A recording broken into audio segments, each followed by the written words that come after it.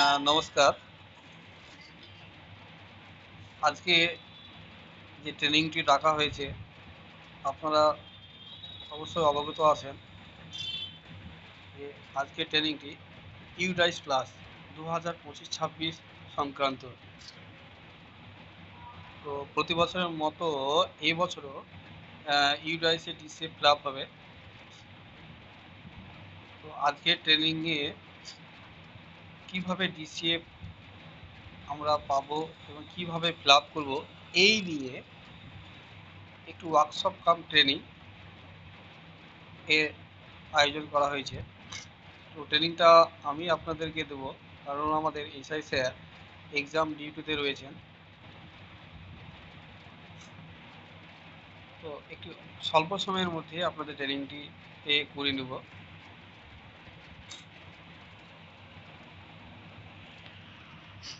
তো এই ট্রেনিংয়ের মাধ্যমে আমরা কি জানবো?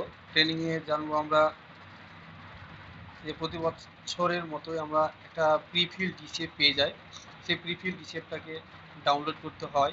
তো কীভাবে আমরা ডাউনলোড করব সেটা জানবো। ডাউনলোড করার পর সেটা কিভাবে ফিল আপ করবো, কোন ডেটের ওপর ভিত্তি করে ফিল আপ করবো, কপি জমা লাগবে, কেউ যদি অনলাইনে ফিল আপ করতে চায় তার জন্য ইউজার আইডি কী রয়েছে, এই সমস্ত তথ্য নিয়েই আমরা কিন্তু আজকে আলোচনা করব। তো আমি শুরু করছি। ইউডাইস মানে হচ্ছে unified district information system for education plus, UDISE plus নামে আমরা পরিচিত। তো ইউডাইসে কী থাকে?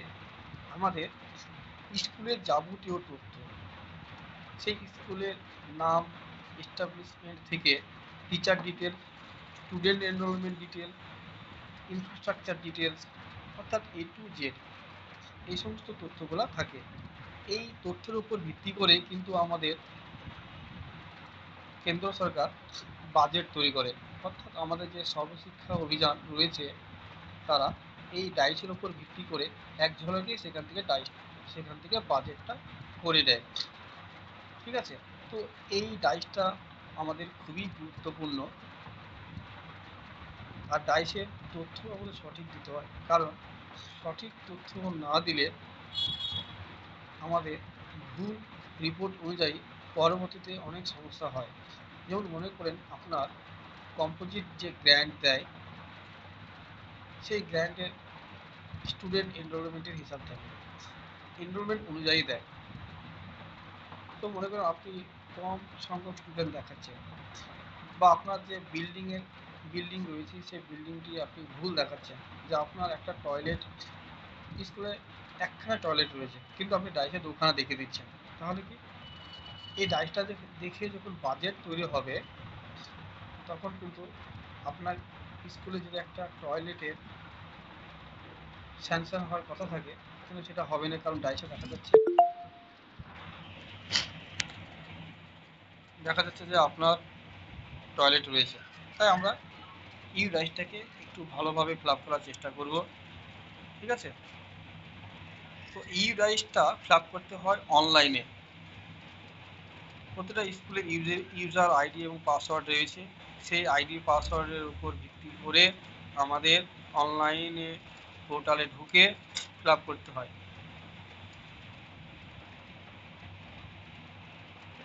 আপনারা প্রাইমারি স্কুল, এসএসকে স্কুল, এদের অনলাইনে এন্ট্রিটা আমাদের এসআই অফিস থেকে করে দেওয়া হয়, এবং আপার, হায়ার সেকেন্ডারি এই সমস্ত স্কুলে যেহেতু ফিজিক্যাল ফ্যাসিলিটি রয়েছে, অর্থাৎ ইন্টারনেট ফ্যাসিলিটি, কম্পিউটার এসব রয়েছে, সেই জন্য ওরা নিজেদেরটা নিজেরাই ফিল আপ করে নেয়।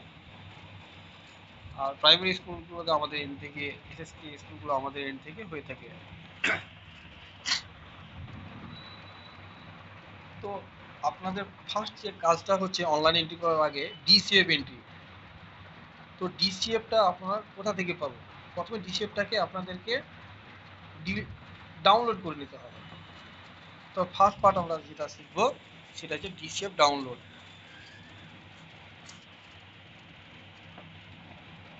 তো ডিশেপ ডাউনলোড করার জন্য আপনাদের হোয়াটসঅ্যাপ গ্রুপে আমি একটা লিঙ্ক দিয়ে দেবো। সেই লিঙ্কে গিয়ে আপনাদের ক্যাটাগরি অনুযায়ী ফোল্ডারে ঢুকে আপনাদের থেকে ডাউনলোড করতে হবে। দেখুন এই ধরনের একটা আমি লিঙ্ক দেবো। এই যে দেখতে পাচ্ছেন এই ধরনের পিপি ডিভাইস লিঙ্ক বলে একটা এরকম হোয়াটসঅ্যাপে লিঙ্ক পেয়ে যাবেন। এখানে ক্লিক করবেন। এখানে ক্লিক করার পর দেখবেন এইরকম দেখতে পাওয়া যাবে, ফোল্ডারগুলো দেখতে পাওয়া যাবে, মাদ্রাসা, প্রাইমারি, প্রাইভেট। তো আপনাদের যেহেতু প্রাইমারি, আপনারা প্রাইমারি অ্যান্ড ক্লিক করবেন। প্রাইমারি বা আপনার যদি মাদ্রাসা হয়, আপার হয়, আপনার যে ক্যাটাগরি সেই ক্যাটাগরিতে ক্লিক করবেন। তো ধরুন আপনার প্রাইমারি, তো প্রাইমারিতে এখানে আমি লাল কালি লিখে দিয়েছি, এখানে ক্লিক করুন। দেখুন প্রাইমারি ফোল্ডারের ভিতরে প্রাইমারি স্কুলে ডিসেবল রয়েছে। তো আপনার যে স্কুল সেই স্কুলের ডান পাশে দেখুন 3টি ডট রয়েছে, সেই ডটের উপর ক্লিক করবে, দেন ডাউনলোড অপশন আসবে, সেই ডাউনলোডে ক্লিক করবেন, দেখবেন অটোমেটিক ডাউনলোড হয়ে গিয়েছে।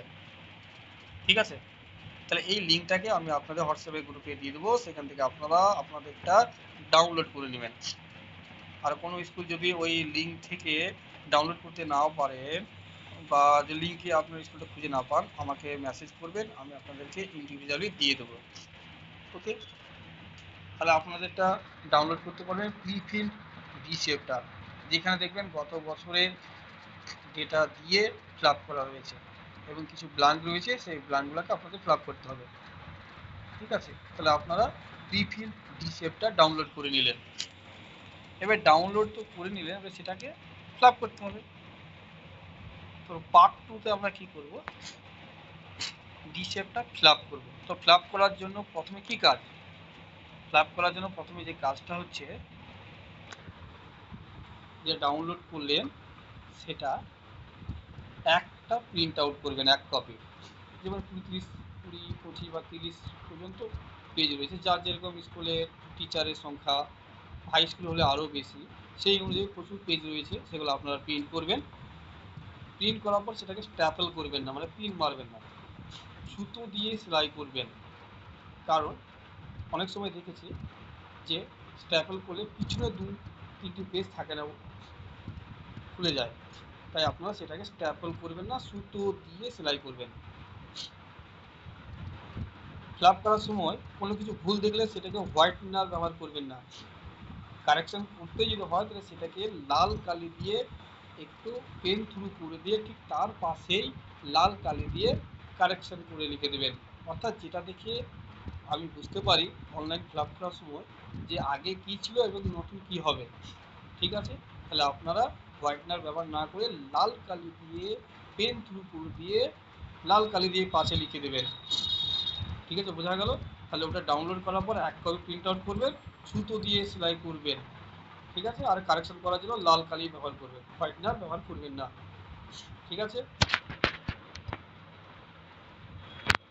আর একটা কথা আগে বলে দিই, যে আপনাদের ডিসেপ্টটা ফিল আপ করার সময় দেখবেন কোনো স্টুডেন্টের এনরোলমেন্ট বা সিডব্লিউএসএন এর সম্বন্ধে কোনো তথ্যই দেওয়ার জায়গা নেই। কারণ আমরা জানি এই তথ্যগুলো বাংলা শিক্ষা পোর্টাল থেকে নিয়ে নেই অটোমেটিক। তাই আপনাদের কী করতে হবে, বাংলা শিক্ষা পোর্টালটাকে কিন্তু আপডেট করে নিতে হবে। আপডেট মানে হচ্ছে স্টুডেন্টের সংখ্যা ডিলিট করা থাকলে ডিলিট করবেন, কোনো স্টুডেন্টকে আপডেট করা থাকলে আপডেট করে নেবেন। সিডব্লিউ কোনো একটা স্টুডেন্ট রয়েছে সিডব্লিউ হিসাবে দেখানো নেই, সেটাকে আপনারা দেখিয়ে নেবেন। ঠিক আছে, অর্থাৎ বাংলা শিক্ষা পোর্টাল থেকে আপডেট করে নেবেন, কারণ আমাদের অনলাইন এন্ট্রি খুব শীঘ্রই শুরু হয়ে যাবে। তাই আপনারা আজকালকার ভিতরে স্টুডেন্ট অর্থাৎ বাংলা শিক্ষা পোর্টাল থেকে আপডেট করবেন, যা যা যাবতীয় তথ্য যা রয়েছে সেগুলো করে নেবেন। ওকে, এবার এই ডিভাইসটা আপনারা তো ফিল আপ করে নিলেন।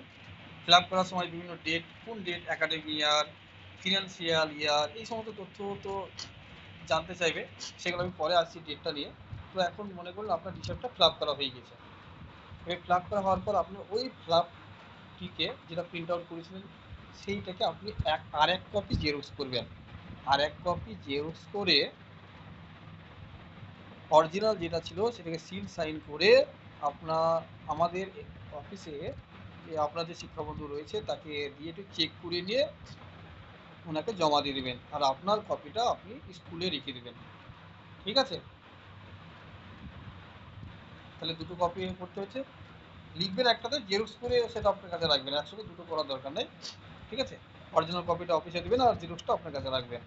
আর এটা দিতে হবে আগামী 23/9/25 25 23/9/2025 এই 4 দিনের মধ্যে আপনাদের ফিল আপ করতে দিতে হবে।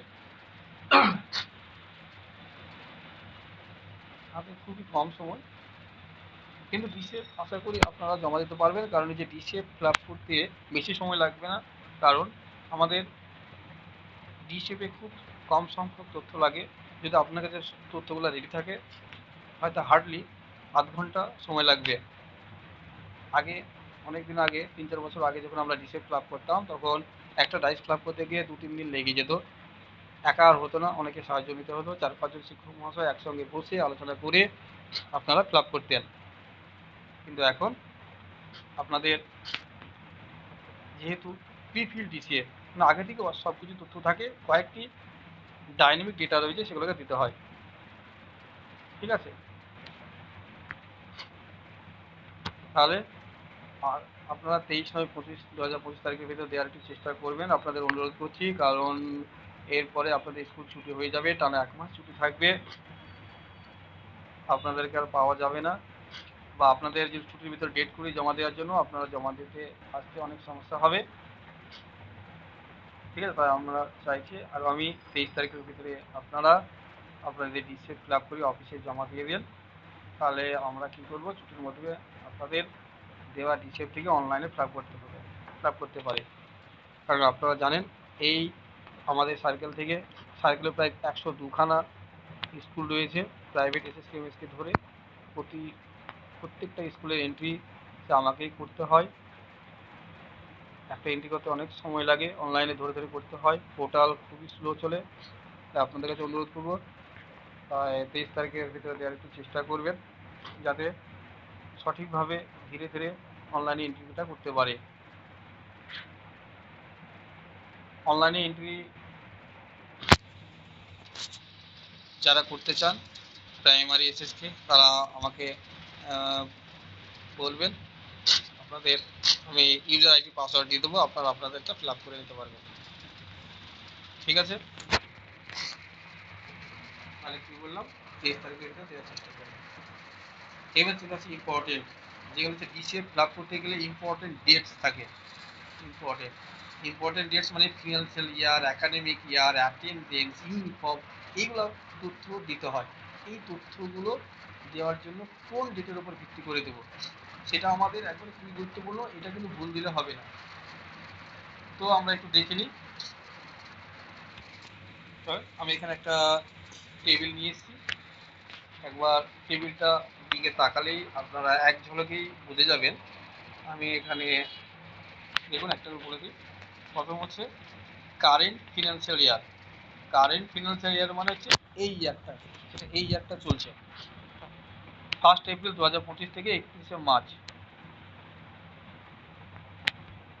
সরি, কারেন্ট ফিনান্সিয়াল ইয়ার মানে 25-26-এর কথা যদি বলে, তাহলে এই বছরে 1 এপ্রিল 2025, অর্থাৎ এই বছর থেকে 31 মার্চ 2026, মানে পরের বছর 26, এই এই টাইম পিরিয়ডটাকে বোঝাচ্ছে। অর্থাৎ কারেন্ট ফিনান্সিয়াল ইয়ার মানে এই বছরে 1 এপ্রিল থেকে যে সমস্ত ফ্যাসিলিটি আপনারা পেয়েছেন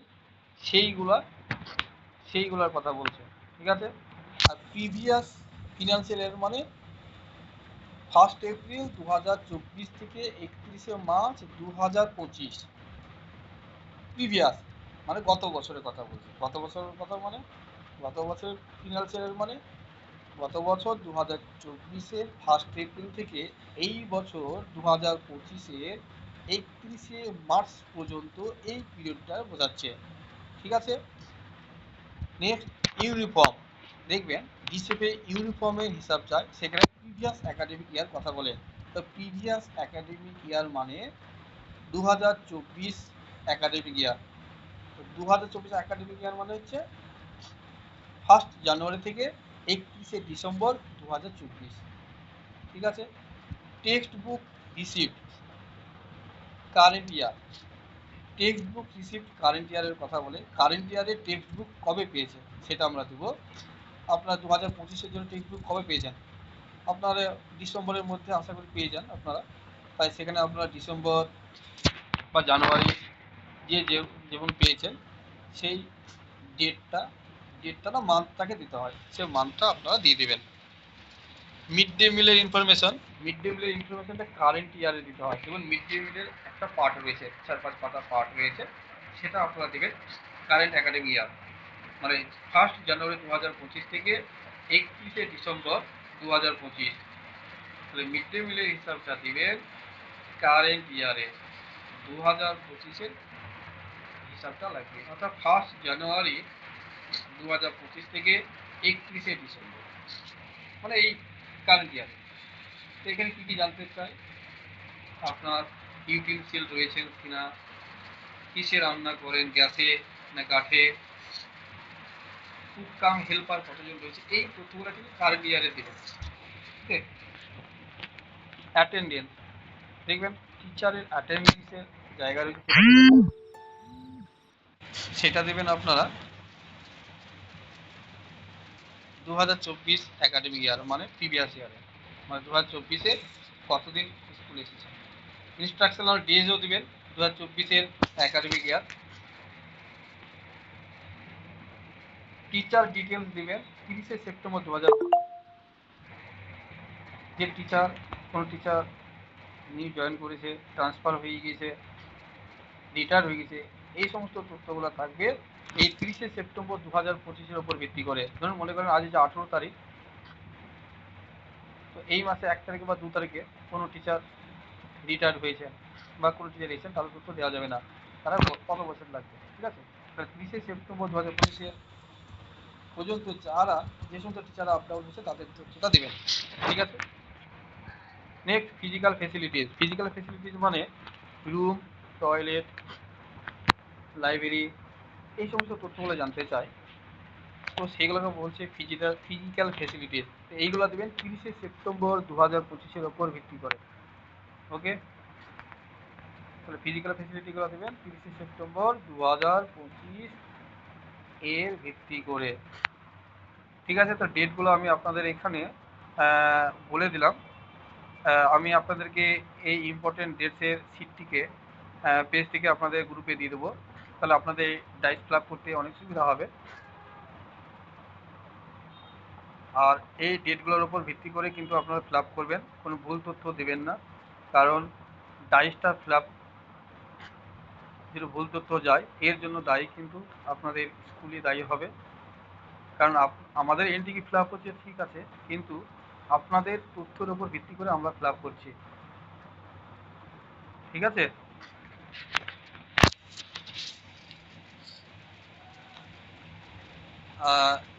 যে সমস্ত স্কুলে নতুন টিচার রিটায়ার হয়ে গিয়েছে বা ট্রান্সফার হয়ে গেছে, সেই রিটায়ার যদি হয়ে যায় বা রিটায়ার্ড বা হয়ে যায়, তাহলে তাকে পেন থ্রু করে রিটায়ার্ড লিখে দেবেন।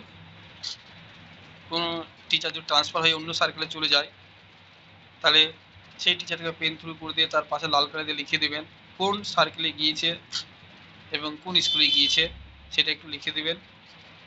নতুন টিচার এসে থাকলে, নিউ জয়নিং বা ট্রান্সফার হয়ে এসেছে, তাহলে তার জন্য আপনাদের একটা ব্ল্যাঙ্ক ডিসিএফ দিয়ে দেবো, টিচার ডিটেল, সেটা আপনারা প্রিন্ট আউট করবেন।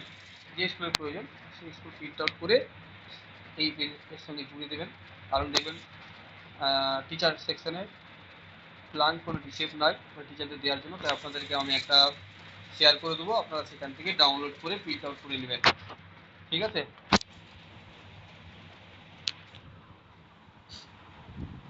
আর এই ব্যাচটা ফিল আপ করতে গেলে সমস্যা তো সম্মুখীন হবেন, তার জন্য আপনারা গ্রুপে লেখালেখি করবেন। আমরা বিভিন্ন টিচার রয়েছেন, এক্সপিরিয়েন্স টিচার রয়েছেন, তারা উত্তর দেওয়ার চেষ্টা করবেন। আমাদের অফিস থেকে অনেকে রয়েছেন, তারা চেষ্টা করবো উত্তর দেওয়ার। ঠিক আছে। আমাকে তো ফোন করবেন, সমস্যা নয়, মেসেজ করবেন, উত্তর দেওয়ার চেষ্টা করব।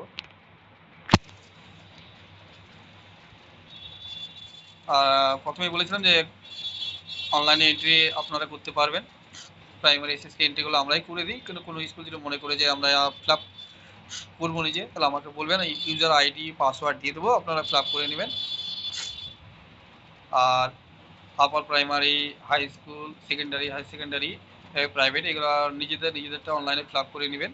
কারণ ওনাদের কারণ আপনাদের কারণ আপনাদের ই রয়েছে, আপনাদের তো ই ইনফ্রাস্ট্রাকচার রয়েছে, আপনারা সেখান থেকে ফিল আপ করে নেবেন। ইন্টারনেট ফ্যাসিলিটি রয়েছে, সেখান থেকে আপনারা ফিল আপ করতে পারবেন। আর লাস্ট ডেট বলে দিলাম, আরেকবার বলে দিই, হার্ড কপি জমা দেবেন 23/9/2025 এই অনুযায়ী আপনারা ফিল আপ করে দেবেন। 23/9/2025 তারিখের ভিতরে আপনারা হার্ড কপি অফিসে জমা দিবেন, আমাদের এসএস স্যার নির্দেশ স্যার বলেছেন। ঠিক আছে। আর অনলাইনে যারা এন্ট্রি করবেন তাদের লাস্ট ডেট 15/11/25, মানে নভেম্বরের 15/11/25 ভিতরে আপনারা অনলাইনে এন্ট্রি করে দেবেন। তো এই হচ্ছে ইম্পর্টেন্ট ডেটস এবং কীভাবে ডাউনলোড করবেন, রিসিপ্টে ফিল আপ করবেন, কোন ডেটের ওপর ভিত্তি করবেন।